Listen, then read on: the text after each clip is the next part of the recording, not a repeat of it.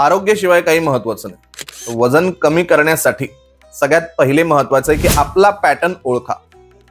कोणी म्हणतं 16 तास उपवास करा, कोणी म्हणतं फक्त व्हेजिटेबल खा, कोणी म्हणतं फक्त उकडलेल्या भाज्या खा, कोणी म्हणतं 2 टाइम पोटभर फक्त जेवा, कोणी म्हणतं सकाळी 7ला जेवून घ्या किंवा संध्याकाळी 6ला जेवा.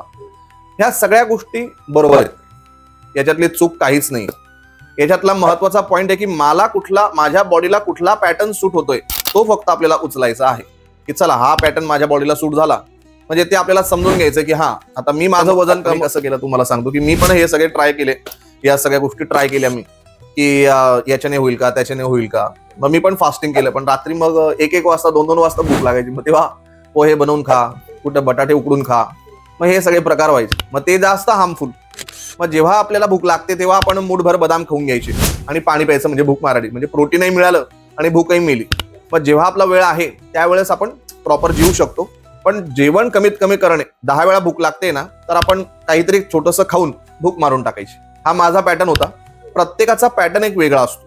त्या प्रत्येकाच्या पॅटर्न प्रमाणे जर कधी तुम्ही वर्कआउट केलं तर तुम्हाला म्हणजे आरोग्याच्या समस्या कमी येतील.